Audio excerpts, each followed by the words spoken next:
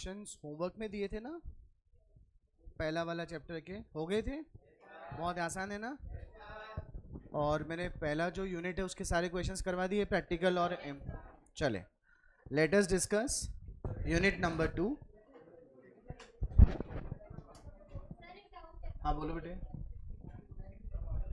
बोलिए।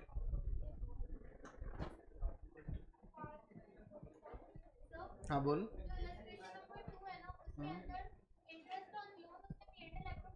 हाँ, अपने को किस में चार्ज करना है? P&L में। हाँ, वो मिस प्रिंटिंग है, मतलब कर दिया हुआ है, अपने को P&L से करना चाहिए।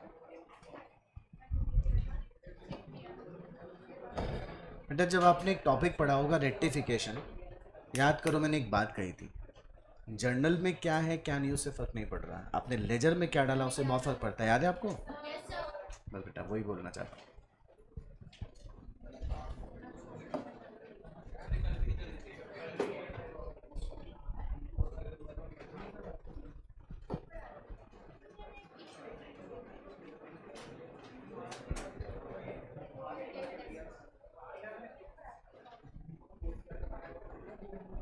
ये कल भी नहीं चल रही थी क्या?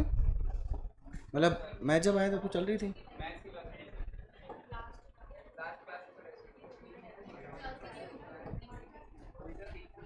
आज लास्ट क्लास है क्या बोल रहे हैं आप?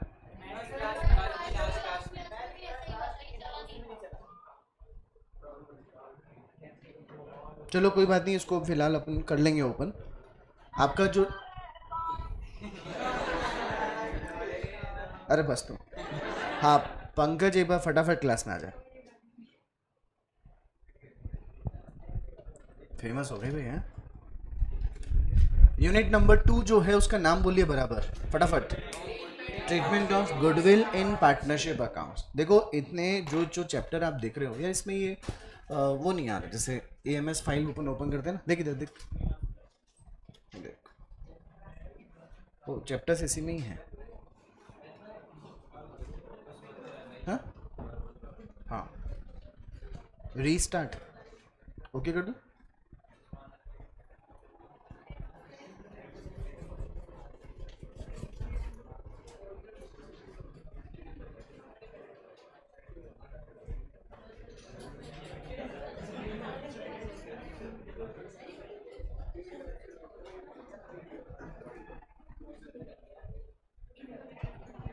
ठीक है मैं कर लूँगा, हो जाएगा। नहीं होगी, कल भी नहीं हुई थी। देखिए ट्राई कर लेते हैं, ट्राई करने में क्या जाता है। हाँ जी।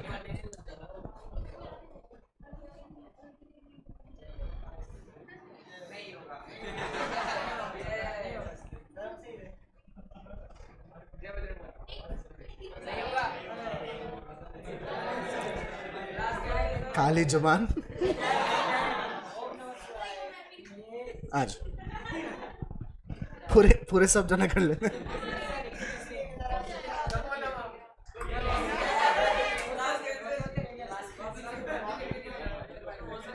नहीं नहीं, क्लास कैंसिल नहीं, वर्बली पढ़ा दूंगा चलो।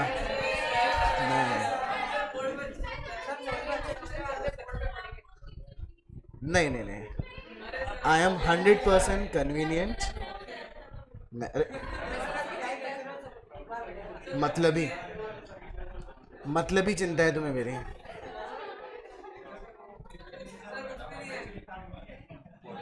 फॉर्मेट करना पड़ेगा, बाद में कर देना, अभी जरूरत नहीं है। हाँ अभी जरूरत नहीं है, बुक्स भी नहीं है। जिसके पास नहीं है कोई बात नहीं, बैठे, जिसके पास है वो पढ़ ले। अरे आ गया क्या तू? कब आया? आ गया था, पेपर पेपर देने गया था क्या? कैसे हुए? First class. मैं अभी जरूरत नहीं है जीतू, मैं कर लूँगा मैनेज। मैं तो खाली पूछ रहा था, मैं कोई प्रॉब्लम है तो अपन इमीडिएटली कर लें इसको, ठीक बाद में कर लें लेक्चर के बाद।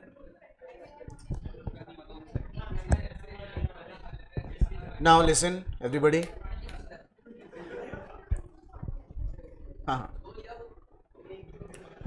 अब आप मेरी बात जो है बहुत बहुत ध्यान सुनिए प्लीज़। आप लोगों ने जब ये टॉपिक पार्टनरशिप में पढ़ा था 12th क्लास में, तो आपको ये ध्यान होगा कि जब पार्टनर्स के बीच में, एग्जिस्टिंग पार्टनर्स के बीच में जब पीएसआर चेंज होता है तो भी पार्टनरशिप फॉर्म की गुडविल वैल्यू करती है बेटे। जब कोई एग्जिस्टिंग पार्टनर फॉर्म में एडमिशन ले रहा होता है तो भी फॉर्म क्या करती है, गुडविल का वैल्यूएशन करती है। अगर आपने रिटायरमेंट और डेथ पढ़ा होता तो भी आपको पता चलता है कि भाई किसी पार्टनर की जब क्या हो जाती है डेथ या उसका क्या हो जाता है रिटायरमेंट, तो भी फॉर्म अपनी गुडविल का वैल्यूएशन करती है। Let us discuss first about what is the meaning of goodwill. बेटा goodwill is the value of the reputation of the business. Goodwill is the value of the reputation of the business. किसी भी business की जो reputation है, जब उसका measurement in terms of money किया जाता है और जो वैल्यू हमें आइडेंटिफाई होती है, उस वैल्यू को हम क्या नाम देते हैं, गुडविल का नाम। एम आई क्लियर बेटा? वैसे गुडविल को कभी भी सही वैल्यूएट किया जाना बहुत मुश्किल है, क्योंकि गुडविल वैल्यू इसलिए नहीं की जा सकती सही क्योंकि ये हाईली फ्लैक्चुएट होती है। आपके प्रॉफिट्स आज अच्छे हैं, कल अच्छे नहीं होंगे, किसी को नहीं पता। और जो बेस आप ले रहे हैं वो बेस सही है कि गलत, ये भी किसी को नहीं पता। एक्यूरेट बेसिस नहीं होते, इसलिए कभी भी गुडविल का अप्रोप्रिएट वैल्यूएशन करना जाना पॉसिबल नहीं है। लेकिन फिर भी समहाउ हम कैसे तैसे करके गुडविल का कुछ सही बेस बनाकर कोशिश करते हैं कि गुडविल का वैल्यूएशन हो सके। आ गई बेटे बात समझ? गुडविल एक इंटेंजिबल एसेट होती है। क्या होती है बेटे? Intangible asset. अब ये इंटेंजिबल एसेट का मतलब दिखाई नहीं देती, लेकिन उसका कुछ एग्जिस्टेंस होता है। आप और मैं उसके बारे में चर्चा कर सकते हैं। हम एक दूसरे को हमारी गुडविल खरीद और बेच सकते हैं। हम उसके बदले आपसे प्रीमियम चार्ज कर सकते हैं। दिखाई नहीं देता, लेकिन उसका एग्जिस्टेंस होता है। नाउ गुडविल अगर अपन बात की जाए तो गुडविल दो तरह की होती है, self generated goodwill and purchased goodwill. Self generated goodwill को अकाउंटिंग स्टैंडर्ड 26 के प्रोविजंस को ध्यान में रखते हुए बुक्स में रिकॉर्ड नहीं किया जा सकता। लेकिन आपने अगर पैसा देकर किसी बिजनेस की गुडविल को परचेज किया है तो that goodwill will be called purchased goodwill. Sir goodwill purchase कैसे की जा सकती है? बेटा आपका नाम बोलिए एक बार। अविनाश। अविनाश का बिजनेस मैं खरीदना चाहता हूँ। अविनाश ने कहा था कि सर कोई हो जो मेरा बिजनेस खरीद ले, मैं उसे बेचकर कोई दूसरा बिजनेस शुरू करूंगा। मैंने कहा यार मैं ही इंटरेस्टेड हूँ, मुझे बताओ आपका बिजनेस कितने बेचोगे। उसने कहा सर मैंने मेजरमेंट तो नहीं किया है, लेकिन आप 5 दिन बाद आना, मैं अपनी एसेट्स का और लायबिलिटी का वैल्यूएशन कर लूंगा और आपको बता दूंगा। 5 दिन बाद मैं जाता हूँ। इसने कहा सर एसेट्स तो है मेरे बिजनेस की 1 करोड़ रुपए और लायबिलिटी है 60 लाख रुपीज़ की, तो मेरे बिजनेस की वर्थ हो गई 40 लाख। मैंने कहा ये लो, मैं चेक बुक साथ में लेकर आया हूँ, 40 लाख रुपए का चेक मैं काट देता हूँ, कल से तुम्हारी सारी एसेट्स मेरी हो गई, सारे ऑब्लिगेशंस मेरे हो गए। अविनाश ने कहा सर 40 लाख रुपए तो कैपिटल का वैल्यू है, आप मेरे बिजनेस में इंटरेस्ट क्यों ले रहे हैं? क्योंकि मेरा बिजनेस एक प्रॉफिट मेकिंग बिजनेस है, और ये प्रॉफिट मेकिंग बिजनेस को कहाँ तक, यहाँ तक किसने पहुँचाया है? मैंने पहुँचाया है। मतलब मेरी मार्केट में गुडविल है कि नहीं है? मैंने कहा तेरी बात बिल्कुल सही है, बता मैं तुझे कितने पैसे दूं? इसने कहा सर आप मुझे 20 लाख रुपीज़ और दे दीजिए। मैंने कहा चलो ठीक है, 20 लाख दे दिया। तो मैंने पेमेंट कितना किया? 60 लाख, जिसमें 40 lakh for the capital and 20 lakh for the goodwill. फिर से बोलेंगे 40 lakh for the business and 20 lakh for the goodwill. Am I clear बेटा? दैट 20 lakhs I paid, that is for the premium for goodwill. I paid 20 lakh for the premium for goodwill. Am I clear बच्चा लोग? हम लोग change in PSR में, admission में, retirement में और डेथ में गुडविल का एडजस्टमेंट करेंगे। लेकिन गुडविल का एडजस्टमेंट होगा कब? जब हम प्रॉपर वैल्यूएशन ऑफ गुडविल कर पाएंगे। बेटा गुडविल को कैलकुलेट करने का जो बेस होता है ना, वो होता है प्रॉफिट्स। क्या होते हैं बच्चा लोग? यानी कि जो प्रॉफिट्स हैं जिनको आप बेस बना रहे हो, वो प्रॉफिट को सही कैलकुलेट करना जरूरी है। अगर प्रॉफिट ही गलत कैलकुलेट किया है तो गुडविल का कैलकुलेशन भी गलत हो जाएगा। सही बोल रहा हूँ ना एकदम? अच्छा, कौन से प्रॉफिट्स? एक्चुअल प्रॉफिट या actual normal profits? Normal profit. जैसे मेरे को मेरी टीचिंग की गुडविल कैलकुलेट करनी है, तो मेरी टोटल इनकम को मैं असर्टेन नहीं करूंगा। मेरी टोटल इनकम में बैंक इंटरेस्ट भी आ रहा होगा, स्टॉक मार्केट में शेयर बाजार से इन्वेस्टमेंट पे इनकम भी आ रही होगी और टीचिंग इनकम भी आ रही होगी। मान लीजिए 10 लाख टीचिंग से, 5 लाख किसी और चीज़ से, 5 लाख किसी और चीज़ से, तो कुल मिलाकर 20 लाख रुपए हो गया। अब मेरे को मेरी गुडविल असर्टेन करनी है, आपको मेरी गुडविल असर्टेन करनी है, तो आप 20 लाख को बेस नहीं बनाएंगे, मेरी टीचिंग प्रोफेशन से आने वाली इनकम को बेस बनाएंगे। तो मैंने कहा सर आपने देखो 10 लाख बोले थे, तो आपकी 10 लाख इनकम कौन सी होगी? टीचिंग इनकम होगी। आप अलग से आ रहे 10 लाख इनकम को हटा दीजिए। You have heard about abnormal losses हो चुके होते हैं तो उनको ऐड कर देते हैं, और एबनॉर्मल गेन हो चुके होते हैं तो उनको लेस, क्योंकि गुडविल एबनॉर्मल एक्टिविटी से कभी भी इफेक्ट नहीं होती। 2019 तक पूरा वर्ल्ड इकोनॉमिक बढ़िया पटरी पे चल रही थी। 2020 में कोरोना आ गया बेटा। कोरोना में 6 महीना भी धंधा चौपट रहा तो 6 महीने के प्रॉफिट बर्बाद हो गए कि नहीं हो गए? अचानक से प्रॉफिट स्लैश हो गया कि नहीं हो गया? तो कंपनीज की गुडविल भी स्लैश हो गई क्या? नो, गुडविल तो वैसे की वैसी बनी रही। तो अगर किसी एबनॉर्मल इवेंट से प्रॉफिट रिड्यूस हो चुका है तो उसे ऐड कर देंगे, प्रॉफिट एबनॉर्मल इवेंट से ऐड हो चुका है तो उसे लेस कर दें। यानी we need actual normal profits. What we need? Actual normal profit. बात समझ में आ गई बेटा? नाउ गुडविल का वैल्यूएशन करने के कुछ सर्टेन मेथड्स हैं, जिसमें है एवरेज प्रॉफिट मेथड, बोलिए, super profit method, capitalization of profit method, annuity method. Average, super profit, capitalization and annuity. Annuity का एक छोटा सा एग्जांपल है, बाकी पूरे पार्टनरशिप के कोर्स में कहीं पर भी एन्यूटी जिक्र नहीं की गई है। इंटर में पढ़ेंगे, बहुत पढ़ेंगे एन्यूटी मेथड। फाउंडेशन में आपको एन्यूटी का सिर्फ एक इंट्रोडक्शन दिया हुआ है। एवरेज प्रॉफिट मेथड की अगर बात करें तो एवरेज प्रॉफिट मेथड में कितने सब मेथड्स आते हैं? 2, सिंपल एवरेज प्रॉफिट, दूसरा weighted average profit. Simple average profit का मतलब होता है कि आपने पास्ट ईयर्स के जितने भी प्रॉफिट का बेस बनाना था उन सभी प्रॉफिट को आप क्या करेंगे? ऐड, और जितने नंबर ऑफ ईयर्स हैं उससे डिवाइड कर देंगे, सिंपल एवरेज प्रॉफिट आ जाएगा। फॉर एग्जाम्पल, ये तो चल रहा था ना, बस यही चाहिए था मुझे। अरे रे रे, धोखा ही हो गया तुम्हारे साथ। 2019, 2020 और 2021। नाउ 2019 में प्रॉफिट है 1 लाख रुपए, 1,10,000 रुपए और 90,000। ये आपके तीन ईयर के प्रॉफिट गिवन है। इनका टोटल बताइए 3 lakhs। एवरेज करेंगे तो नंबर ऑफ ईयर्स 3, क्या एवरेज प्रॉफिट 1 लाख आ गया? गुडविल का फॉर्मूला पहले मैं लिख देता हूँ, बाद में आप बोलिएगा, या आपको आता है तो आप बोलिए।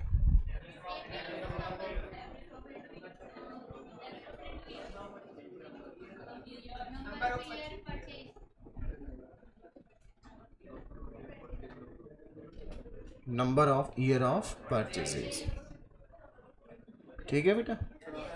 नाउ अब आपका एवरेज प्रॉफिट कितना आ रहा है? मान लो number of year of purchase कितना है? 2 या 1.5 या 1, whatever the year would be, your answer is 2 lakh. Am I clear बेटा? इसमें मैंने आपको कुछ भी ऐसा नहीं पढ़ाया जो आपने पहले नहीं पढ़ा था, आपको सब अच्छे से आता था। सेकेंड मेथड होता है वेटेड एवरेज। क्या होता है बेटा? ये वेटेड एवरेज जो मेथड होता है ये कब अप्लाई होता है? जब प्रॉफिट में इधर इंक्रीमेंटल ट्रेंड हो या डिक्रीमेंटल ट्रेंड हो, या तो प्रॉफिट लगातार इंक्रीज हो रहा हो या प्रॉफिट लगातार डिक्रीज हो रहा है। अंडरस्टूड? 2019, 2020 और 2021 प्रॉफिट 1 लाख, 1,05,000। नहीं, जरूरी नहीं है कि अंतर 5-5 हज़ार रुपये का है। इंक्रीमेंट तो 1 रुपये से भी हो सकता है, डिक्रीमेंट भी 1 रुपये से हो सकता है। बेटा बोर्ड पे देखिए, प्रॉफिट इंक्रीज हो रहा है बेटे।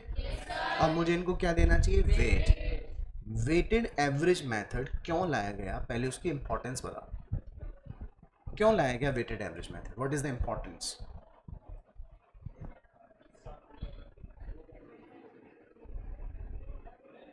नहीं पता? मैं बता देता हूं। अविनाश के बिजनेस के 3 साल के प्रॉफिट आपको दिख रहे हैं? अविनाश का दोस्त कौन है? हर्षित। हर्षित ने बोला अविनाश खरीदार मिल गया अपने बिजनेस का? बोले जी बिल्कुल। बोले कौन? बोले वो अपने रोहित सर, फाउंडेशन वाले। अच्छा, तो तू उनको बिजनेस बेच के गुडविल भी ले रहा है कि नहीं ले रहा है?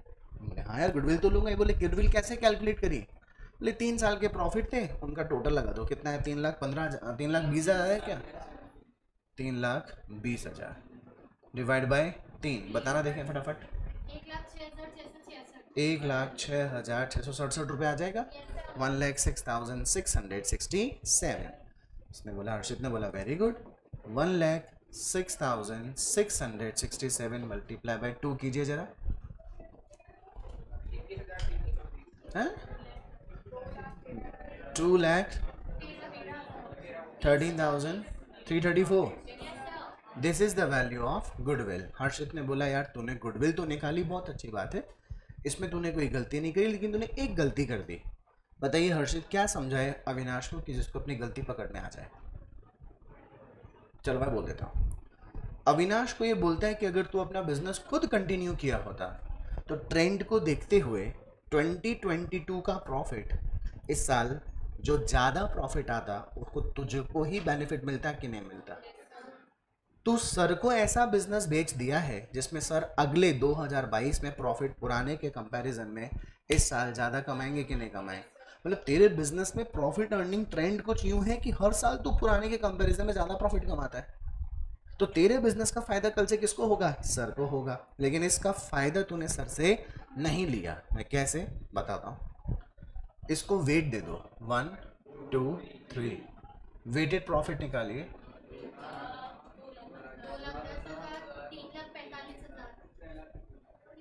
3,45,000। इन सबका टोटल लगाइए। 6 लाख 6,55,000। वेटेड एवरेज प्रॉफिट का फॉर्मूला क्या था? वेटेड एवरेज प्रॉफिट कैसे निकालते हैं? Weighted profits divide by total of weight. नहीं, टोटल ऑफ वेट 3 + 2 + 1 6।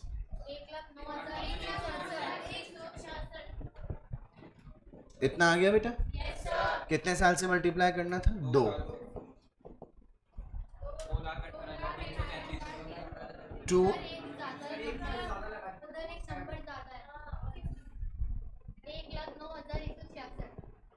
1,09,166। अभी ठीक है? This time correct? Multiply 2 lakh.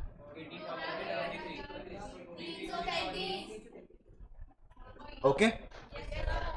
हाँ भाई अविनाश, तो मुझसे एवरेज प्रॉफिट में कितना पैसा लेते? वेटेड एवरेज में कितना लेते? देखो इसने तुम्हारे को लॉस होने से बचा लिया कि नहीं बचा लिया? इसने यही समझाना चाहा कि यार हर साल अगर तेरा प्रॉफिट इंक्रीमेंटल प्रॉफिट दिखा रहा है तो तेरी कैपेबिलिटी के कारण ही कल को रोहित सर को ज़्यादा प्रॉफिट होगा कि नहीं होगा। तो तूने एवरेज करके गलत काम किया। तुझे सर से क्या कंप्यूट करना चाहना चाहिए था? बात समझ में आ गई? मान लो एक कहानी उल्टी हो रही होती, प्रॉफिट डिक्रीज हो रहा होता तो हर्षित किसका दोस्त होता? मेरा। वही कहता सर गलत बात, आपने इसको डिक्रीमेंटल ट्रेंड को तो नुकसान दिया ही नहीं, नुकसान आपको हो जाएगा। तो आपको प्रॉफिट क्या देना चाहिए था? कम देना चाहिए था। बेटा मेरी बात समझ में आई क्या? नाउ यार ये वेट 1 2 3 ही देंगे या 3 2 1 देंगे? प्रॉफिट डिक्रीज हो रहा हो तो भी 1 2 3 देंगे क्या? फिर उल्टा हो जाएगा ना। अगर प्रॉफिट मान लीजिए क्या हो रहे होंगे, जैसे 5 लाख, फिर हो गया 4,80,000, फिर हो गया 4,60,000, तो फिर ट्रेंड 3 2 1 हो जाएगा ना बेटा? Are you sure? ओके। नालायकों, अभी भी ट्रेंड कितना ही रहेगा? 1 2 3। वेट का तो 1 2 3 जाएगा। क्यों जाएगा 1 2 3? हम लेटेस्ट ईयर जो आखिरी ईयर होगा उसको सबसे ज्यादा वेट देंगे। सबसे ज्यादा वेट क्यों देंगे? बेटा तेरा नाम क्या है? गुंजन। गुंजन को मैंने नर्सरी क्लास में पढ़ाया था। कौन सी क्लास में पढ़ाया था? नर्सरी, जब ये इतनी सी थी। और इसके 99% आए थे नर्सरी क्लास में। अब जाके मैं इसको कहाँ पढ़ा रहा हूँ? फाउंडेशन। तो मेरा ये विश्वास है कि ये फाउंडेशन में भी 99% लेकर आएगी। तो आप लोगों ने कहा सर बहुत अच्छा विश्वास है आपका, कारण तो बताओ, व्हाट इज द ग्राउंड? तो मैंने कहा देखो मैंने बोला था ना किसको मैंने कब पढ़ाया था, नर्सरी में कितना परसेंट लाई थी ये। तो बताओ ये फाउंडेशन में भी 99% लाएगी। ये मेरा बेस गलत हो गया कि नहीं हो गया? अच्छा मैं यूं बोला होता कि 12th क्लास में 99% लाई है तो फिर आपके मन में मेरा जो बेस बनाया हुआ है वो विश्वास सही होता है कि नहीं होता? आप कौन से ईयर में गुडविल कैलकुलेट करना चाह रहे हो? आप सबसे ज़्यादा विश्वास कौन से ईयर की प्रॉफिट पे कर रहे हो? उससे कम और उससे कम? तो सबसे ज़्यादा वेट किसको देंगे? 21 को। उससे कम वेट 20 को। उससे कम वेट 19 को। बात समझ में आ गई? तो अभी आप लोगों को ध्यान रहेगा, उल्टा होने पर 3 to 1 नहीं होएगा, अभी भी क्या रहेगा? 1 2 3। बात समझ में आ गई? This was your weighted average. Profits increasing हो, प्रॉफिट डिक्रीजिंग हो, वेट से मल्टीप्लाई करते हैं। These are the profits, these are the weights, these are the weighted profits, not average profit, these are the weighted profit. जब उन weighted profit को किसके total से डिवाइड कर देते हैं? वेट के टोटल से, तो क्या निकल कर आ जाता है? Weighted average profit. Am I clear? Third method होता है super, second method actually average के अलावा, सुपर प्रॉफिट। यार ये सुपर प्रॉफिट क्या है बताता हूँ। एग्जाम सबका हुआ, सबके 90% आए, इसके आए 91%, तो इसका 1% एक्स्ट्रा हो गया कि नहीं हो गया? यानी कि इसका सुपर 1% हो गया कि नहीं हो गया? आम जन जितना कमा रहा है नॉर्मल सिचुएशन में, अगर उसी नॉर्मल सिचुएशन में आप उनसे ज़्यादा कमाते हैं, दैट मीन्स आपने सुपर प्रॉफिट अर्न किया है। और अगर मैं कहूँ कि सुपर प्रॉफिट का फॉर्मूला होता है actual average profits minus normal profits, तो उसी को सुपर प्रॉफिट का नाम दिया जाएगा। जैसे मैं कहूँ कि एक बिजनेसमैन ने 10 लाख रुपए की कैपिटल बिजनेस में इन्वेस्ट की हुई है, और इस तरह के बिजनेस को करने के लिए जो फिलहाल ट्रेंड दिखाई दे रहा है अर्निंग द प्रॉफिट, वो है 15%। तो इस बिजनेसमैन ने भी कितना अर्न किया होगा? किया होगा या होना चाहिए? 10 लाख का 15% होना चाहिए 1.5 लाख। लेकिन ये अपना एक्चुअल जब प्रॉफिट मुझे दिखाया, उसने कितना दिखाया? 1,80,000। यानी कि इसने बाकी सभी बिजनेसेस से ज़्यादा प्रॉफिट अर्न किया क्या? That profit is called super profit. Am I clear बेटा? अब super profit multiply by number of year of purchases, this will be the goodwill. और बोलो या समझ में आ गया? ये रिवीजन हो रहा है तुम्हारा देखा जाए तो 12th क्लास का। Next, capitalization of profit. अब मैं तुमको पहले क्वेश्चन पूछूंगा, उसका आंसर आप देना, आप समझ जाओगे कैपिटलाइजेशन क्या होता है। मैंने कहा कि यार मेरा एक फ्रेंड है, आपको बताना है कि उसने अपने बिजनेस में कैपिटल कितनी लगा रखी है। कितनी लगा रखी है? मैंने कहा बताओ कितनी लगा रखी है। तो आप कुछ बोला कि कोई ना कोई ऑप्शन दो, कोई चीज़ तो बताओ कि किस बेसिस पर हम बताएं। मैंने कहा कि मेरे फ्रेंड ने बिजनेस में 1,50,000 का वो ईयरली प्रॉफिट अर्न करता है। बताइए मेरे फ्रेंड ने कितनी कैपिटल लगाई होगी? क्या आप भी बता पाएंगे आप लोग? आपने बोला बताओ उसकी एसेट कितनी है, बताओ उसकी लायबिलिटी कितनी है। मैंने कहा ये तो मैं नहीं बता सकता, मुझे भी नहीं पता। तो आपने बोला किस तरह का बिजनेस करता है? मैंने कहा जी कपड़े खरीदने कपड़े बेचने का बिजनेस करता है। कहाँ करता है? मैंने कहा जी उस इलाके में करता है। ठीक है, आप उस इलाके में गए, आपने थोड़ा रिसर्च किया, पता चला कि इस तरह के बिजनेस करने वाले व्यापारी लोग 10% की रेट से अपनी कैपिटल पे प्रॉफिट अर्न कर लेते हैं। कितने परसेंट की रेट से? अपनी कैपिटल पर प्रॉफिट अर्न कर लेते हैं। तो आपने भी अंदाजा लगाया कि सर का जो फ्रेंड है वो भी इसी लोकेलिटी में काम कर रहा है, और इसने भी 1.5 लाख कितने परसेंट से अर्न किया होगा? तो इसको आपने 10 से डिवाइड करके 100 से मल्टीप्लाई किया। तो अच्छा, अब आप मुझे क्या बोलेंगे? आप मुझे दो बात में से एक बात बोलेंगे। आपके दोस्त की कैपिटल 15 लाख है, या ऐसे बोलेंगे 15 लाख होनी चाहिए? शाबाश, आप है नहीं बोल सकते क्योंकि है तो आपकी आंखों के सामने ही नहीं ना, वो तो आप तो अंदाजा ही लगा रहे हो ना। होनी चाहिए। Your friends required capital should be 15 lakhs। Am I right? मैंने कहा यार वेरी नाइस, चलो चलते हैं दोस्त के पास।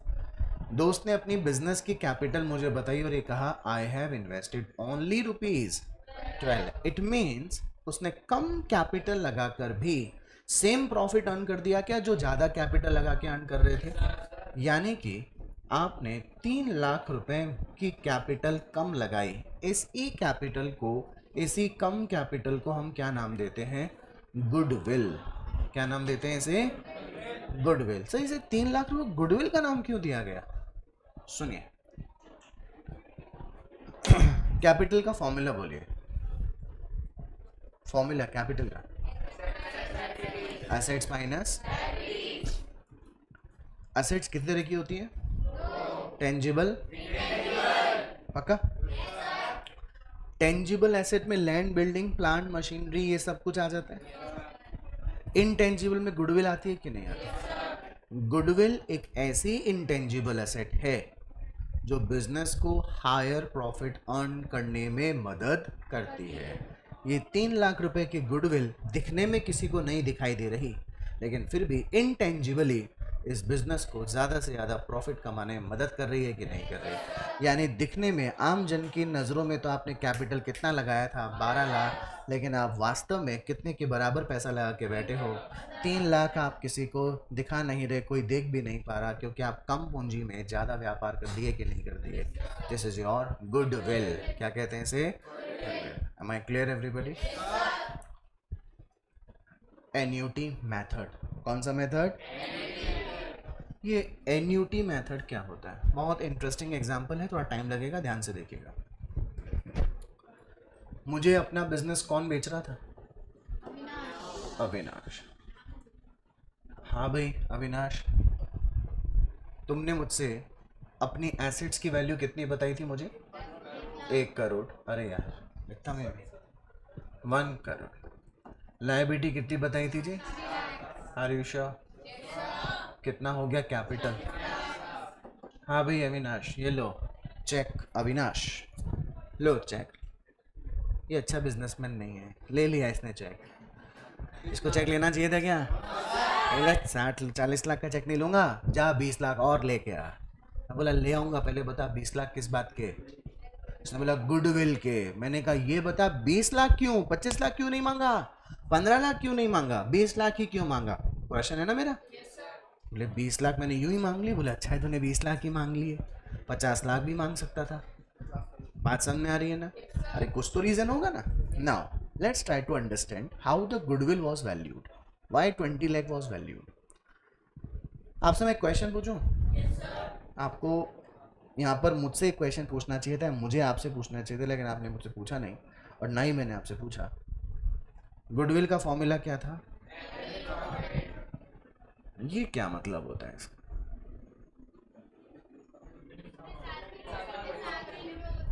हाँ जी,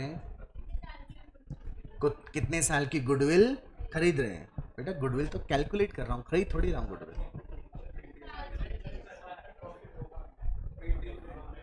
मेंटेन रहेगा। हाँ मतलब होगा, मतलब मेंटेन रहेगा, यही मतलब है।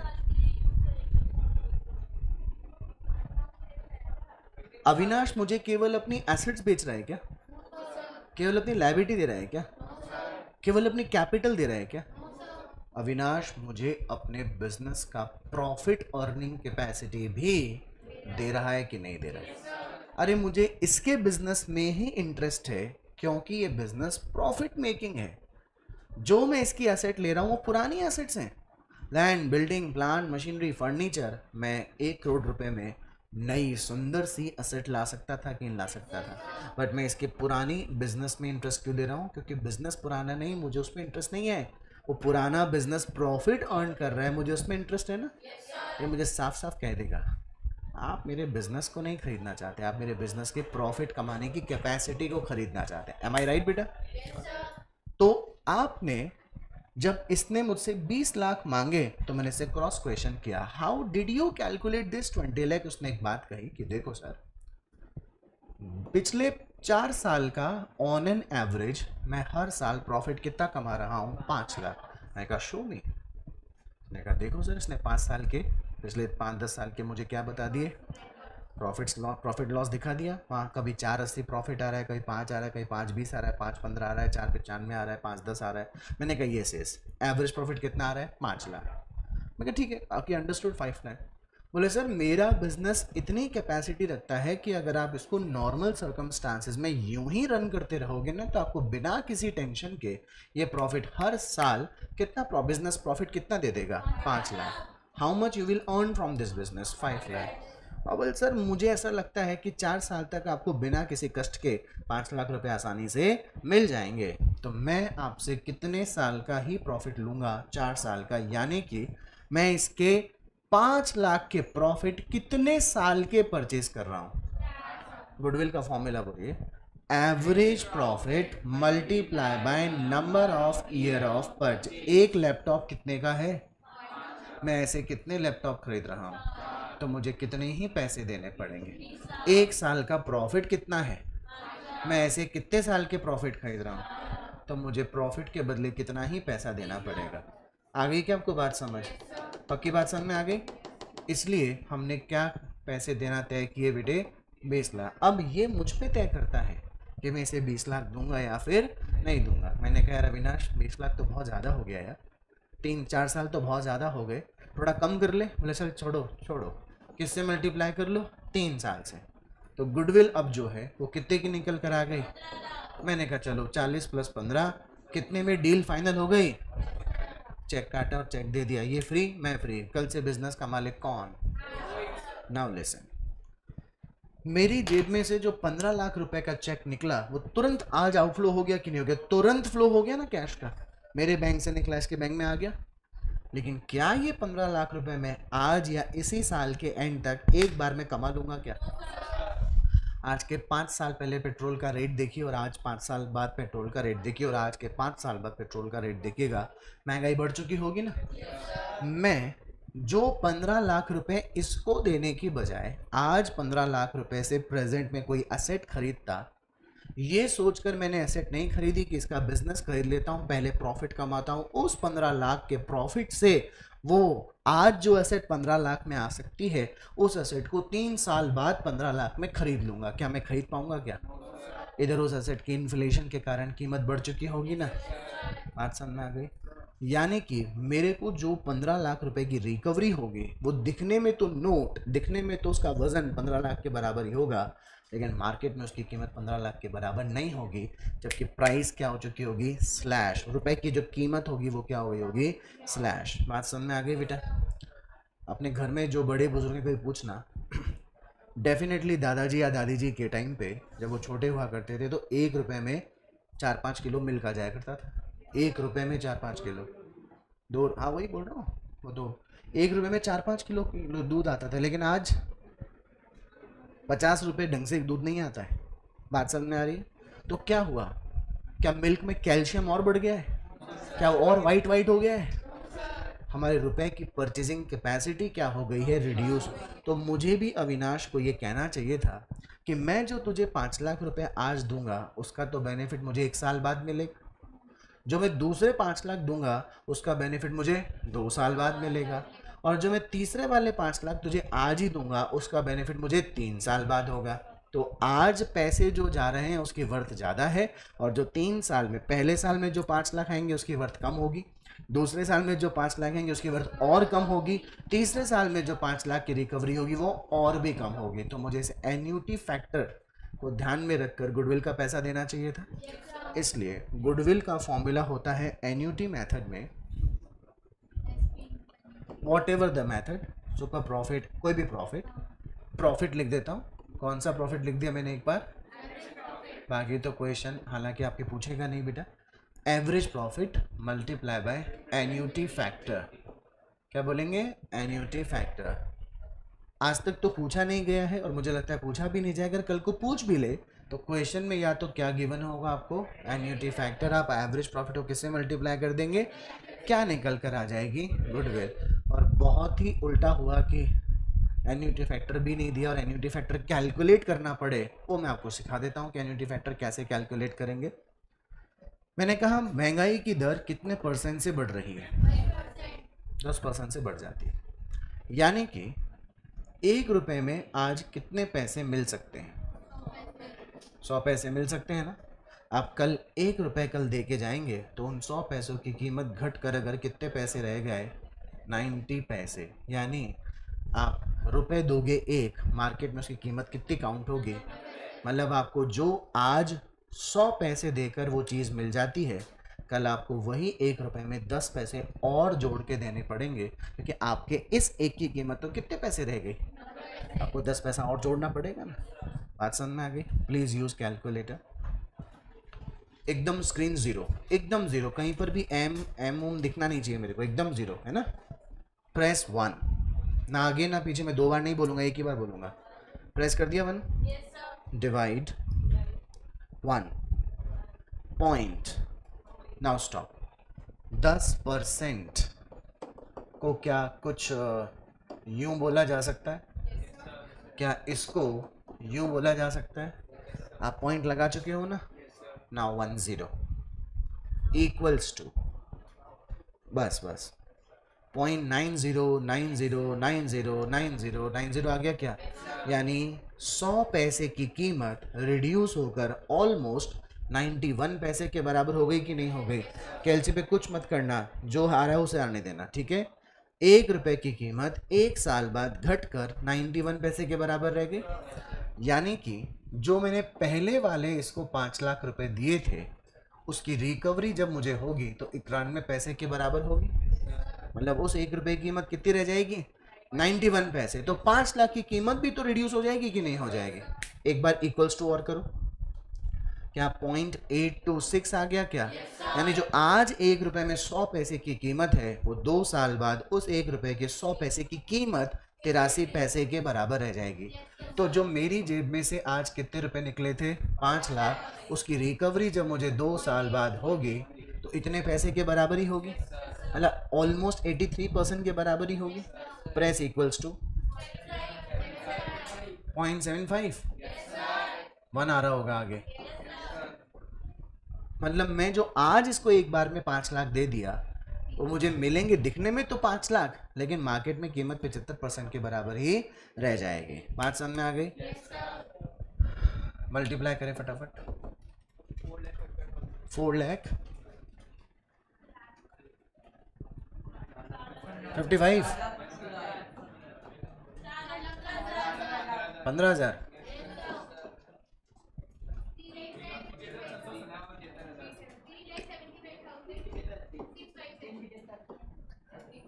ओके 37565 से।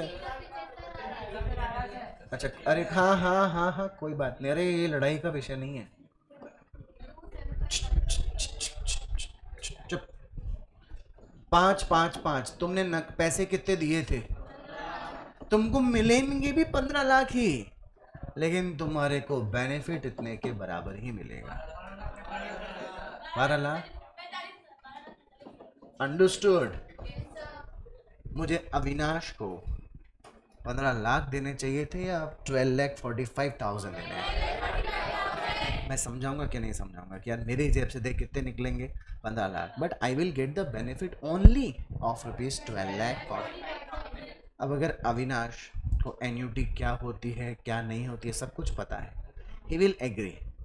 इसको नहीं पता तो बोलेगा सॉरी सर, आपको खरीदना है तो खरीद लें, वरना मत खरीदें, मैं तो कितने ही लूँगा आपसे, 15 लाख। इसलिए कभी आपने सुना होगा कंपनीज का जब मर्जर होता है, जब बड़ी बड़ी कंपनीज क्या करती हैं, आपस में मर्जिंग करती है, बड़ी कंपनी छोटी कंपनी को खरीद लेती है, तो जिसकी भी गुडविल खरीदी बेची जा रही है उसका मेजरमेंट एन्यूटी फैक्टर को ध्यान में रख के किया जाता है। नाउ क्या मैं इनको अलग अलग करने के बजाय इन तीनों को ऐड भी तो कर सकता था, और फिर उस एडिड वैल्यू को सीधे किससे मल्टीप्लाई कर देता? 5 लाख से। तो सो भी आंसर आए, इन तीनों को मल्टीप्लाई 5 से करता तो ही तो ये आंसर आएगा। स्क्रीन एकदम जीरो करो वापस, एकदम जीरो, 1, स्क्रीन जीरो कर दो एकदम। 1 डिवाइड बाय 1.10 इक्वल्स टू कुछ 0.990 आगे होगा। आप देखिए m प्लस होगा आपके कैलकुलेटर में, m प्लस करके फिर इक्वल्स टू कीजिए। अब 0.826 आ रहा होगा, फिर से m प्लस कीजिए, फिर इक्वल्स टू कीजिए, 0.751 आया। अब MRC दिख रहा होगा कहीं पे, प्रेस MRC, क्या 1.73 ऐसा कुछ आ रहा है, मल्टीप्लाई 5 लाख।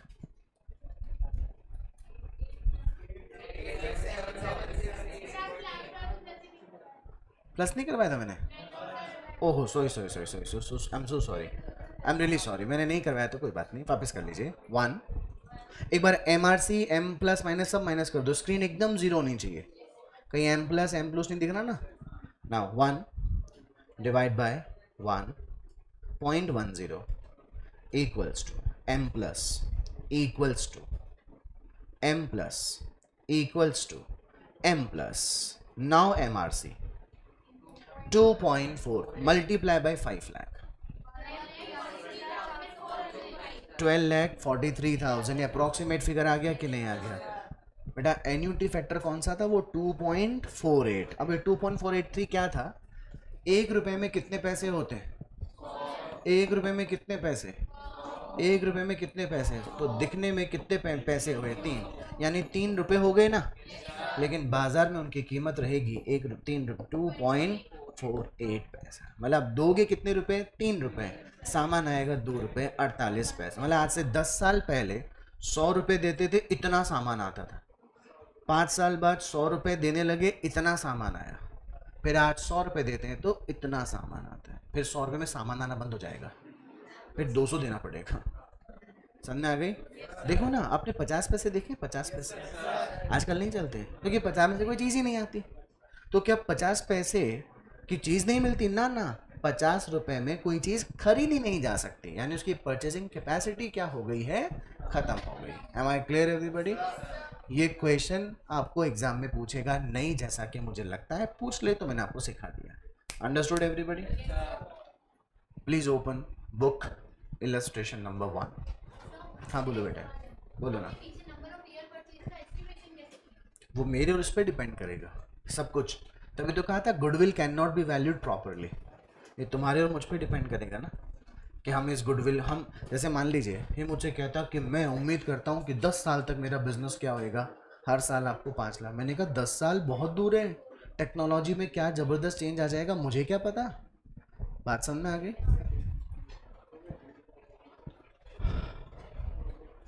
बेटा चैप्टर खोला आपने, unit number 1, sorry second, illustration number 1। आपको 2 पार्टनर दिख रहे होंगे, ली एंड लॉसन। पहले पढ़ लें आप उस क्वेश्चन को एक बार अच्छे से।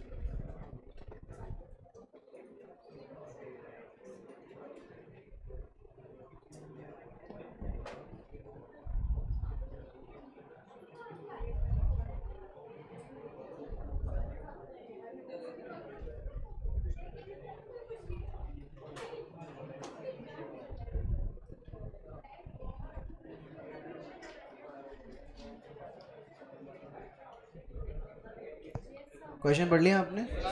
अब एक बुक मेरे को दे दो प्लीज, ऐसे कर ले, उल्टा कर ले, मेरे साथ पढ़िएगा। अभी एकदम सीरियस मोड में आ जाओ, यहाँ से चैप्टर शुरू हो रहा है अब, है ना? क्वेश्चंस करना शुरू करते। Lee and Lawson are in equal partnership, दोनों का रेशियो 1:1 हो गया। They agree to take Hicks as 1/4 partner. For this it was decided to find the value of goodwill. Messrs. Lee and Lawson earned profit during 2016 and 19 as follows: 16 120, 17 125, 18 130, 2019 150. On 31st December 2019, capital employed was Messrs. Lee and Lawson was 5 lakh and rate of normal profit is 20%. Required, find out the value of goodwill following various method. आपको नहीं लगता है question अधूरा है? ना तो इन्होंने ये बताया कि number of year of purchase कितना है। तो बेटा जैसे एक टीचर कोई भी टॉपिक पढ़ाता है तो अपने एग्जाम्पल्स लेके बच्चों को पढ़ाते हैं ना, वैसे भी एक क्वेश्चन एक एग्जाम्पल लेकर वेरियस मेथड पढ़ाने का एग्जाम्पल था। वेरियस मेथड बोल दिया इसने, एवरेज भी हो सकता है, वेटेड एवरेज भी हो सकता है, सुपर भी हो सकता है, कैपिटल भी हो सकता है, एन्युटी भी हो सकता है। अब सिंपल एवरेज लूँ या वेटेड एवरेज लूँ? Weighted average. देखो प्रॉफिट में आपको एक ट्रेंड दिखाई दे रहा होगा, क्या हर साल प्रॉफिट पुराने के कंपैरिजन में बढ़ रहा है बेटा? बोर्ड पे देखिएगा, यूज कैलकुलेटर। 2016, 2017, 18 और 19 प्रॉफिट बोलिए।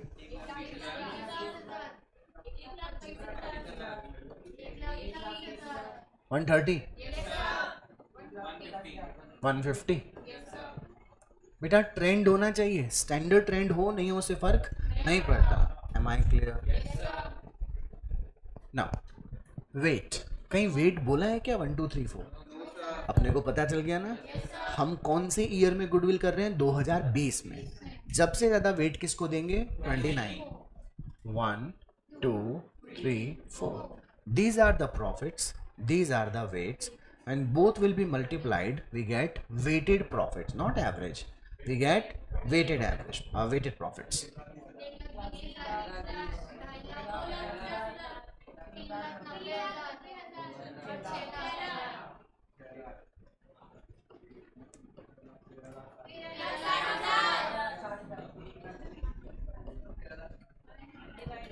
13,60,000. Now वेटेड एवरेज प्रॉफिट का फॉर्मूला होता है weighted profits divide by total of weights. Weighted average profit के लिए weighted profit 13,60,000, total of weight 10. Is it? अच्छा, this is 1,36,000 weighted average profit. अब मुझे गुडविल कैलकुलेट करनी है। Various methods. Weighted average profit से बात करूं अगर, तो 1,36,000 आ गया था क्या? नंबर ऑफ पेयर परचेस के क्वेश्चन में गिवन है क्या? सॉल्यूशन में देखिए कितना दिया हुआ है, 3। तो मान लेते हैं भाई 3 साल, भाई प्रैक्टिस के लिए क्वेश्चन है। मल्टीप्लाई बाय 3, बोलो 4,08,000। अब मुझे कौन से मेथड से निकालना है? Super profit. पहले तो super profit is equals to average profits. अब यहां पर सिंपल एवरेज प्रॉफिट है कि weighted average profit, minus normal profits. बेटा वेटेड एवरेज प्रॉफिट जो है 1,36,000 है ना। नॉर्मल प्रॉफिट का मतलब जितना पैसा आपने लगाया उसके ऊपर क्या एक्सपेक्टेड रेट ऑफ रिटर्न है या नॉर्मल रेट ऑफ रिटर्न है, वो मल्टीप्लाई कर दें। कितनी है कैपिटल? देखिए का कितना परसेंट? 20%। क्या वो 1,00,000 हुआ? क्या आपके पास सुपर प्रॉफिट 36,000 आ गया? Good will super profit multiply by number of year of. फटाफट इन दोनों में डिफरेंस देखो कितने का है, क्योंकि वहां पर अपने 1,36,000 से मल्टीप्लाई किया, यहाँ 36,000, 1,00,000 कम कर दिया ना। 1,00,000 मल्टीप्लाई 3 करते तो 3,00,000 और ऐड हो जाते ना। देखा जाए कॉम्पिटेटिव मार्केट में ये मेथड सबसे अच्छा मेथड है। कौन से मार्केट में? कॉम्पिटेटिव। मान लीजिए मेरे सामने अविनाश का एक ही बिजनेस था, जिस लोकेलिटी में बिजनेस खरीदना चाहता हूँ वहाँ अविनाश का ही बिजनेस था, तो जो ये बोलेगा मुझे पैसा देना पड़ेगा इसको। अविनाश का भी है, हर्षित का भी है, आपका भी, आपका भी, आपका भी, आप सभी लोग प्रॉफिट अर्न कर रहे हैं कि नहीं कर रहे हैं? Now I have choice. Now I will buy that business which is earning higher profit among you only. Higher मतलब सुपर, हायर मतलब मैं तुम्हारे को तुम्हारे बिजनेस की गुडविल का पैसा टोटल प्रॉफिट पे नहीं दूंगा। तुम क्योंकि बाकी सबसे ज्यादा पैसा कमा रहे हो इसलिए मैं तुम्हारे बिजनेस में इंटरेस्ट ले रहा हूं, वरना तो हर बिजनेस प्रॉफिट कमाता है कि नहीं कमाता है? फटाफट बोल दे, फटाफट बात समझ में आ गई? This is the goodwill. Now कौन सा method? Capitalization of profit method. ठीक है बेटा। 36,000 देखो दो तरीके से कैपिटलाइजेशन से निकलता है, on the basis of average profit और on the basis of super profit. अच्छा, वेटेड एवरेज प्रॉफिट कितना था? इतना प्रॉफिट कमाने के लिए आम बिजनेसमैन की तरह तुम्हें 20% के हिसाब से प्रॉफिट अर्न करना चाहिए था। 136 डिवाइड बाय 20%,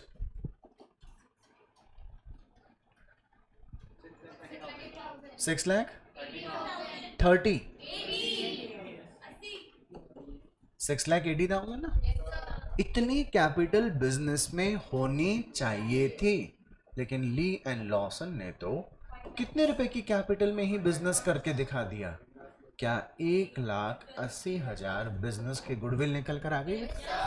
या हम लोग डायरेक्टली सुपर प्रॉफिट को भी बेस बना सकते थे, तो भी क्या हमारा आंसर 1,80,000 आता बेटा?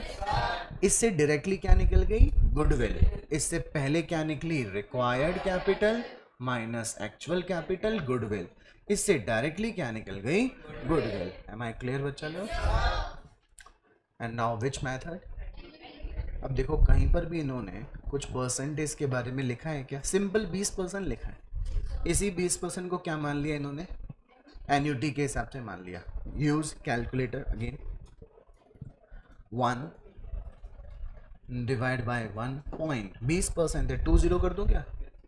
बोलो 20 कर दें? 20 इक्वल्स टू 0.833 m प्लस कर दें उसको, फिर इक्वल्स टू, फिर m प्लस, फिर इक्वल्स टू, और फिर m प्लस। नाउ MRC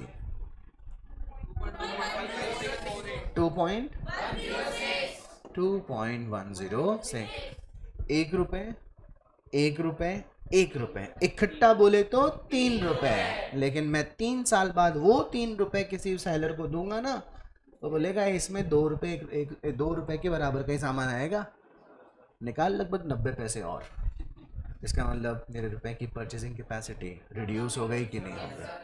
अरे आप खुद देखिए यार, आपको वो या कभी याद हो तो 25 पैसे की सीमा टॉफ़ी आया करती थी एक, अगर आपको याद हो, अगर याद है कि नहीं आई डोंट नो, एक रेड कलर की टॉफ़ी आती थी छोटी सी, वो गायब हो गई है आजकल, आती नहीं है वो, और हम लोग खरीदना भी नहीं चाहते हैं क्योंकि अब 1 रुपए में वो एक पतली सी, अरे आप पार्ले जी का बिस्किट देखो यार, 5 रुपए ही था अभी भी, पहले ही 5 रुपए था, लेकिन वो मोटा एकदम साइज में और अच्छा खासा बिस्किट का साइज आया करता था, लेकिन अब छोटा सा बिस्किट आता है, तो उसकी क्वांटिटी कम हो गई क्योंकि रुपए की परचेजिंग कैपेसिटी क्या हो गई है? डिक्रीज हो गई है।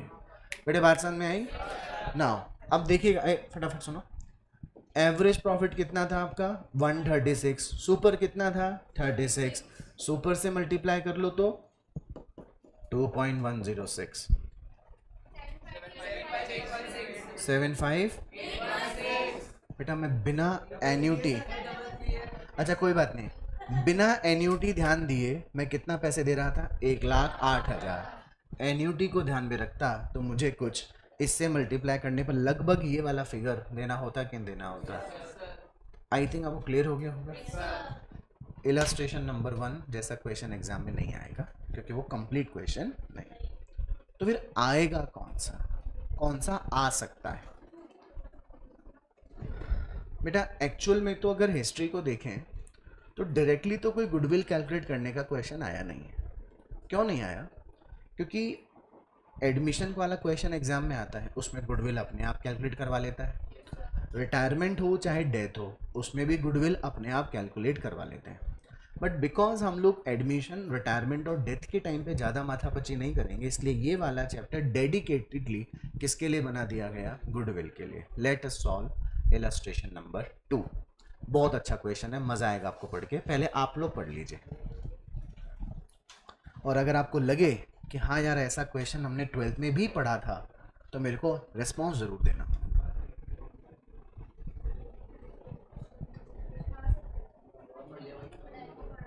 कुछ तो पढ़ा होगा, थोड़ा सा तो पढ़ा होगा, कुछ रेमुनरेशन था, कुछ एक्स्ट्रा परसेंटेज थी। ओके,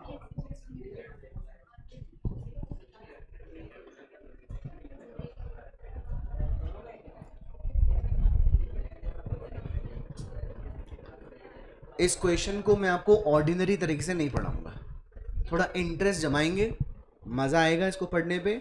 ध्यान से मेरे क्वेश्चंस को सुनिएगा, जवाब दीजिएगा। पहले क्वेश्चन को पढ़ो मेरे साथ। The following particulars are available in respect of the business carried on by Rathore. बेटा हमने पहले इलस्ट्रेशन से अपना चैप्टर शुरू कर दिया था, यहाँ से अब आगे आने वाले जो भी क्वेश्चन है वो काफ़ी इंपॉर्टेंट है, काइंडली फोकस। राठौर ने हमारे को कुछ इन्फॉर्मेशन दी है। उसने कहा भाई पहले क्या इन्फॉर्मेशन कि उसके बिजनेस में इन्वेस्टेड कैपिटल कितनी है? 1.5 लाख। फिर उसने कहा 16, 17, 18, 19 में प्रॉफिट लॉस प्रॉफिट हुआ। Market rate of interest on investment, यार गुडविल में ये मार्केट रेट ऑफ इन्वेस्टमेंट कहाँ से आ गया? Rate of risk return on capital invested in business कहाँ से आ गया? और ये remuneration from alternative employment of the proprietor if not engaged in business 6,000 per annum कहाँ से आ गया? लास्ट में लिखा है you are required to compute the value of goodwill on the basis of 5 years of purchase of super profit of the business calculated on the average profit of last 4 years। Super profit निकालना है, उसे किससे multiply करना है? 5 से। Goodwill निकल कर आ जाए। मान लीजिए मैं हूं राठौर, ठीक है, आप सब मेरे दोस्त हैं। मैं आपके पास आके कहता हूं कि यार फ्रेंड्स, मेरे पापा ने ना मुझे 1.5 लाख रुपए की एक एफडी गिफ्ट की है। बोले सर, बोले रोहित, ये लो 1.5 लाख रुपए, तुम बहुत अच्छे परसेंटेज लाए हो बीकॉम में, ये लो तुम्हारे 1.5 लाख रुपए। तो मैं आ गया आप लोगों के पास, मैंने कहा यार मैं समझ नहीं पा रहा हूँ कि इस 1.5 लाख का मैं क्या करूँ। तो आप सब लोगों ने कहा बाकी सब बाबी डिसाइड करेंगे, पहले पार्टी दे दें। मैंने कहा चलो पार्टी वार्टी कर लेंगे, अब थोड़ा सीरियस मैटर पे आओ। हर्षित ने बोला यार एक काम कर, बिजनेस कर ले। मैंने बोला यार बिजनेस क्यों करूं? बोले यार बिजनेस से अच्छा प्रॉफिट आता है। मैंने कहा कौन सा बिजनेस बताता है? बोले ये वाला बिजनेस कर ले। बोले इस बिजनेस से तेरे को 10% का क्या मिल जाएगा? प्रॉफिट मिल जाएगा। मैंने कहा यार हर्षित, जब मैं तुम्हारे पास आ रहा था, सीधे बैठो एकदम सीधे, जब मैं तुम्हारे पास आ रहा था तो मैं सोच ही रहा था कि यार मैं, मेरे घर के बाजू में HDFC बैंक है, वहाँ 1.5 लाख रुपए क्या कर दूंगा, FD रख ही लूँगा, इसकी 10% मुझे क्या मिल जाएगा? इंटरेस्ट। अगर तेरे बिजनेस बताए से भी मुझे 10% का ही क्या मिलेगा? प्रॉफिट। तो दिन रात का टेंशन लेकर भी अगर मैं 10% ही रिटर्न कमाऊंगा तो 10% तो मुझे बैंक FD ही ब्याज दे रही थी कि नहीं दे रही थी? बात तो सही है। अविनाश ने बोला चलो रोहित, मैं तुम्हें एक ऐसा बिजनेस बताता हूँ जिससे तुम जो है जो ये बिजनेस बता रहा है उससे तुम 6,000 रुपये और एक्स्ट्रा कमा लोगे। तो 1.5 लाख का 10% बोले तो 15,000 प्लस 6, इसने क्या था बोला 21। मैंने कहा अविनाश ध्यान से सुनो, 1.5 लाख रुपए की बैंक में क्या कराऊंगा? FD। 15,000 का ब्याज आएगा कि नहीं आ जाएगा? अब मैं फ्री हो गया कि नहीं हो गया? पढ़ा लिखा आदमी हूँ, बीकॉम पास किया हूँ, कहीं जाके जॉब करूंगा, 6,000 तो हर साल की सैलरी यूं ही आ जाएगी कि नहीं आ जाएगी? मतलब 15,000 का ब्याज और 6,000 की सैलरी बिना बिजनेस का रिस्क लिए यूं ही आ रहे हैं कि नहीं आ रहे हैं? मैं अविनाश का भी ऑफर ठुकरा दूंगा। विशित, फिर मुझे विशित ने कहा अरे यार मैं समझ गया कि तेरे को 21,000 रुपये से ज़्यादा चाहिए। ये क्यों समझा कि 21 ज़्यादा चाहिए? बिकॉज 21,000 तो बिना किसी टेंशन के मिल रहा था कि नहीं मिल रहा था? अरे मैं बिजनेस करूंगा तो उसमें रिस्क आएगा कि नहीं आएगा? उस रिस्क के बदले मुझे रिवॉर्ड मिलना चाहिए कि नहीं मिलना चाहिए? बोले ठीक है, मैं तेरे को ऐसा बिजनेस बताता हूँ जो तेरे को 2% एक्स्ट्रा देगा। 1.5 लाख का 2% बोले तो 3,000, तो 21 प्लस 3 24,000। अगर मुझे कोई ऐसा बिजनेस मिले जो मुझे 24,000 का प्रॉफिट दे, तो जाकर मैं FD का ब्याज, सैलरी सब भूलकर बिजनेस का रिस्क उठाऊंगा कि नहीं उठाऊंगा? So now my expectation is that my business should give me a profit of 24,000। मैंने कहा यस ऋषभ, बताओ कौन सा बिजनेस है? बोले ये वाला बिजनेस, और मैंने बिजनेस स्टार्ट कर दिया। Am I clear? अब आप दोनों को गुस्सा आ गया। गलत बात यार, हम ज्ञान दे रहे हैं अपने दोस्त को, ये साला हीरो बन रहा है। अच्छा कोई बात नहीं। अब मेरी बात बेटा, वो उसमें परसेंटेज 2 ही थी और 6,000 थे, इसलिए मैं आप तक पहुंच नहीं पाया बेटे। अगर कुछ और होता तो मैं आप तक पहुंच जाता। आपने ये तय कर लिया कि इसको प्रॉफिट कितना मिलना चाहिए? 24,000। अब आप लोग क्या करते हैं, 1 साल बाद मेरे पास दोबारा आते हैं हर्षित और अविनाश। रोहित इधर हमरा बोल, उस समय तो बड़ा हीरो बन रहा था कि तेरे को क्या होना चाहिए? 24,000 का प्रॉफिट कम से कम होना चाहिए। तूने कर दिया था बिजनेस स्टार्ट? मैंने कहा हाँ कर दिया। Now show me the profit. Now everybody बहुत ध्यान सुनिएगा, मैं आपको 3 फिगर बोलूंगा, बताइएगा आप मेरे लिए क्लैपिंग करेंगे कि नहीं करेंगे, ठीक है? मैंने हर्षित और अविनाश को बताया कि मैं जो बिजनेस मैंने स्टार्ट किया था उससे मैं कितने का ही प्रॉफिट अर्न कर पाया। क्लैपिंग छोड़ो, ये हंसेंगे हो मेरे ऊपर। साला हीरो बन रहा था ना, ऐसा वैसा, इतना भी नहीं कर पाया, इतना ही कर पाया। नो प्रॉफिट, मतलब नो क्लैपिंग फॉर मी। मैं बताता कि मैंने कितना ही प्रॉफिट अर्न किया है, तो ये क्लैपिंग का मैटर है क्या? ठीक है यार, तू सोच के चला था वो तूने कर लिया, क्या बड़ी बात है? But everybody, if I tell you that I earned a profit of rupees 30,000, I deserve some clapping. But अरे बजाने के लिए नहीं कहा था मैंने, मैं सिर्फ समझाने के लिए बोल रहा हूँ। सुनो तो सही, सुनो। आप तालियां 30,000 के लिए बजाए क्या? अरे जो मैंने एक्स्ट्रा कम, अगर 30 के लिए बजाई होती तो फिर तालियां बजती। 30 के लिए नहीं बजाई, 6,000। यार यार तू सोचिए कितना चला था यार, 24,000 तो कितना कमा दिया। This is your super profit. This was your normal or expected profit, but you earned the business, you earned the profit from the business 30,000. That means you deserve 6,000 super profit. चलो मेरी गुडविल कैलकुलेट करो 5 साल से multiply करके। 6,000 multiply 5 बराबर 30,000। 6,000 multiply 5 बराबर 30,000। Goodwill आ गई कि नहीं आ गई? एक क्वेश्चन देखो जरा, कैलसी देखो, कैलसी लो फटाफट। 2016 का प्रॉफिट बोलिए कितना है? 2017 का प्रॉफिट बोलिए, प्लस कर दीजिए। 40 प्लस 36 76। फिर क्या 18 में लॉस हो गया क्या 6,000 का? -6 70 आ गया। फिर 19 में प्रॉफिट है क्या 50 का? 70 प्लस 50 120। 1 साल का कि 4 साल का? Divide by 4। इसने पिछले हर 4 साल में ऑन एन एवरेज कितना प्रॉफिट कमाया? पक्का? लेकिन अब राठौर के पास थे कितने? 1,50,000। राठौर ने सोचा बिना बिजनेस किए मैं कितने पैसे अर्न कर सकता हूँ। इसने बोला मैं इस 1,50,000 को अगर बैंक में क्या कर आऊँ, इन्वेस्ट, तो मुझे उस इन्वेस्टमेंट पे क्या मिल जाएगा? ब्याज। तो यार मुझे ऐसा बिजनेस नहीं करना चाहिए जो मैं केवल मुझे कितना दे? 15,000। मैंने मना कर दिया था ना अर्शित को, और बोला यार 15,000 तो बैंक से ब्याज लूंगा और कहीं पे भी जॉब करूंगा तो बिना किसी टेंशन के महीने के 6,000 मुझे आ ही जाएंगे। तो क्या मुझे 21,000 का ही प्रॉफिट कमाने वाले बिजनेस को करना चाहिए? No, because I am taking risk by doing the business, तो मुझे रिवॉर्ड भी तो मिलना चाहिए था। आप देखो बेटा, ये जो 10% है आपको सामने आ गया होगा दिया हुआ क्वेश्चन में, 6,000 आपको सामने आ गया होगा, और आपको देखो 2% risk on return on capital invested, 1.5 lakh का 2% बोले तो 3,000। और क्या इस राठौर की बिजनेस से एक्सपेक्टेशन 24,000 की हो गई, लेकिन इसने ऑन एन एवरेज कमाया कितना है? 30,000 कमाना चाहिए था, 24,000। What is it's super profit? What is the number of year of purchase? 5। What is the amount? 30। क्या आपको पूरा क्वेश्चन सामने आ गया क्या बेटे? देखो रटने में तो बहुत आसान था, 1.5 लाख रुपए में से ये निकालो, 24,000 आया, एक्चुअल इतना था 30,000। बट ये 10% क्या था? ये 2% क्या था? ये 6,000 क्या था? क्यों दिया? बिजनेस में ये इन्वेस्टमेंट कहाँ से आ गया? ये रिस्क कहाँ से आ गया? ये सैलरी कहाँ से आ गई? बात समझ में आ गई? That was the purpose. Understood ना बेटा? होमवर्क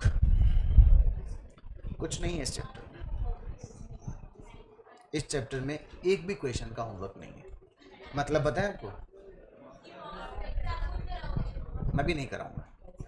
पहला और दूसरा मैं करवा दिया। 3, 4, 5, 6, 7, 8 और 9 ये आप लोग अभी नहीं करेंगे, अभी नहीं करेंगे। एडमिशन हो जाएगा, रिटायरमेंट हो जाएगा और डेथ जब हो जाए ना, तो इन क्वेश्चंस को पलट के देखना। आपका इच्छा हो ना कि करूं तो कर लेना, नहीं हो तो छोड़ देना। बताओ क्यों? क्योंकि 3 से लेकर 9 के जो इलस्ट्रेशन है वो change in PSR, admission, retirement और डेथ वाले ही हैं। छोटे छोटे क्वेश्चंस हैं।